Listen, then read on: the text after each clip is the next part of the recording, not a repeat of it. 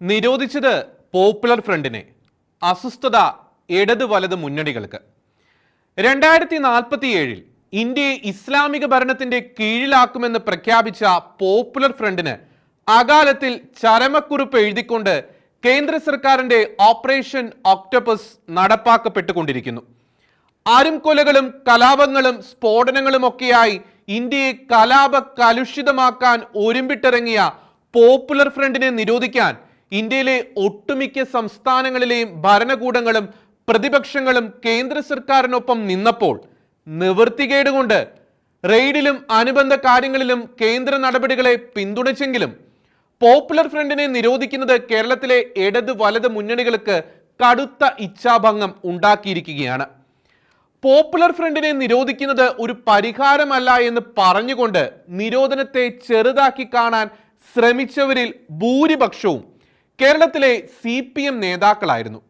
ഭീകരബന്ധം, കള്ളപ്പണ ഇടപാട്, വർഗീയ കലാപത്തിന് ശ്രമം, മറ്റ് മതസ്ഥരായ സമുദായ നേതാക്കളെ വധിക്കാനുള്ള പദ്ധതി, ഇങ്ങനെ പലതരത്തിലുള്ള കുറ്റകൃത്യങ്ങൾക്ക് വ്യക്തമായ തെളിവുകളുടെ അടിസ്ഥാനത്തിൽ ഈ തീവ്രവാദ സംഘടനയെ നിരോധിച്ചതിൽ ഈ കൂട്ടർ കലശലായ ഇച്ഛാഭംഗത്തിലാണ്. വോട്ട് ബാങ്ക് മാത്രം ലക്ഷ്യമാക്കി തീവ്ര ഇസ്ലാമിക സംഘടനകളെ കൂടെ നിർത്താൻ ഇടതരും വലതരും കഴിഞ്ഞ കാലങ്ങളിൽ കിണഞ്ഞ് പരിശ്രമിച്ചു വരികയായിരുന്നല്ലോ. അതിനു പുറമെ ഇടതുമുന്നണിയുടെ സഖ്യകക്ഷിയായ INL എന്ന പാർട്ടിയുടെ മന്ത്രി പോപ്പുലർ ഫ്രണ്ടിനൊപ്പം നിരോധിക്കപ്പെട്ട സംഘടനയായ റീഹാബ് ഇന്ത്യ ഫൗണ്ടേഷനുമായി അടുത്ത ബന്ധം പുലർത്തുന്നയാളാണ്. CPM SDPI ബാന്ധവത്തെക്കുറിച്ച് കൂടുതൽ തെളിവുകൾ ഇപ്പോൾ പുറത്തു വന്നുകൊണ്ടിരിക്കുന്നു. പോപ്പുലർ ഫ്രണ്ടിനെ കുറിച്ച് ചോദിക്കുമ്പോൾ RSSനെ പറ്റി മറുപടി പറയുന്ന ഇടത് കാപട്യം ഇപ്പോൾ ജനങ്ങൾക്ക് മനസ്സിലായി കഴിഞ്ഞു. പോപ്പുലർ ഫ്രണ്ടിലെ തീവ്രവാദ നടപടികളെ കുറിച്ച് പറയണമെങ്കിൽ മുൻകൂർ ജാമ്യം എന്ന വണ്ണം RSSന്റെ നടപടികളെ പറ്റി പറയേണ്ടി വരുന്ന ഇടത് വലത് നേതാക്കളുടെ അവസ്ഥ എത്രയോ പരിഹാസ്യമാണ്.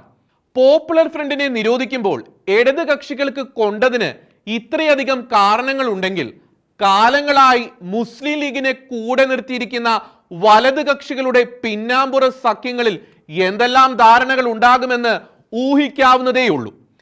കേരളത്തിലെ ഇടത് വലത് കക്ഷികളുടെ ചരിത്രം പരിശോധിച്ചാൽ വോട്ട് ബാങ്ക് ലാക്കാക്കി അവർ നേരിട്ടും അല്ലാതെയും ഇസ്ലാമിക തീവ്രവാദ സംഘടനകളെ പിന്തുണച്ചിട്ടുണ്ട് എന്നത് വ്യക്തമാണ്. NIA കൃത്യസമയത്ത് റെയ്ഡും അറസ്റ്റുമായി രംഗത്ത് വന്നതുകൊണ്ടാണ് ഇവരുടെയൊക്കെ ജനാധിപത്യ ബോധം ഇപ്പോൾ ഉണർന്നത്. ഇതുവരെ അവർ കാര്യസാധ്യത്തിന് വേണ്ടി കണ്ണടച്ച് ഇരുട്ടാക്കി മുന്നോട്ട് പോവുകയായിരുന്നു. പോപ്പുലർ ഫ്രണ്ടിനെ കേന്ദ്രീകരിച്ചുള്ള തീവ്രവാദത്തെ തങ്ങൾക്ക് ബന്ധമൊന്നുമില്ല എന്ന് ധൈര്യമായി പറഞ്ഞവരിൽ പലരും പോപ്പുലർ ഫ്രണ്ടിനൊപ്പം അനുബന്ധ സംഘടനകളെ കൂടി നിരോധിച്ചപ്പോൾ അങ്കലാപ്പിലായിരിക്കുകയാണ്. കാരണം ഒളിഞ്ഞോ തെളിഞ്ഞോ നേരിട്ടോ അല്ലാതെയോ ഈ സംഘടനകളുമായി ബന്ധപ്പെട്ടവരെല്ലാം NIAയുടെ ശ്രദ്ധയിൽപ്പെടുമെന്ന് ഉറപ്പാണ്. കേരളം എന്നത് ഒരു സ്വതന്ത്ര രാജ്യമല്ല എന്നും അത് ഇന്ത്യ എന്ന മഹാരാജ്യത്തിലെ ഒരു കൊച്ചു സംസ്ഥാനം മാത്രമാണെന്നും ഭരിക്കുന്ന ഇടതുപക്ഷവും പ്രതിപക്ഷമായ വലതുപക്ഷവും ഒന്നുകൂടി ഓർമ്മിച്ചെടുക്കാൻ ഈ നിരോധനം ഏറെ സഹായിച്ചിട്ടുണ്ട്. പോപ്പുലർ ഫ്രണ്ടിനെ നിരോധിച്ചാലും തീവ്രവാദ ആശയം പേറുന്ന മനസ്സുകൾ നമുക്കിടയിൽ ഇനിയും ജീവിക്കുന്നുണ്ട് എന്നുള്ള ബോധ്യം ഓരോ മലയാളിയുടെയും മനസ്സിലുണ്ടാകണം. കാരണം നിരോധിക്കപ്പെട്ടത് സംഘടന മാത്രമാണ്. അവർ പ്രചരിപ്പിച്ച വിഷലിപ്തമായ മത തീവ്രവാദ ചിന്തകൾ ഇപ്പോഴും പൊതുസമൂഹത്തിൽ അലയടിച്ചുകൊണ്ടിരിക്കുന്നു. അത് എപ്പോൾ വേണമെങ്കിലും ഒരു തിരമാലയായി ഉയർന്നു പൊങ്ങാം, ഒരു കൊടുങ്കാറ്റായി ആഞ്ഞടിക്കാം.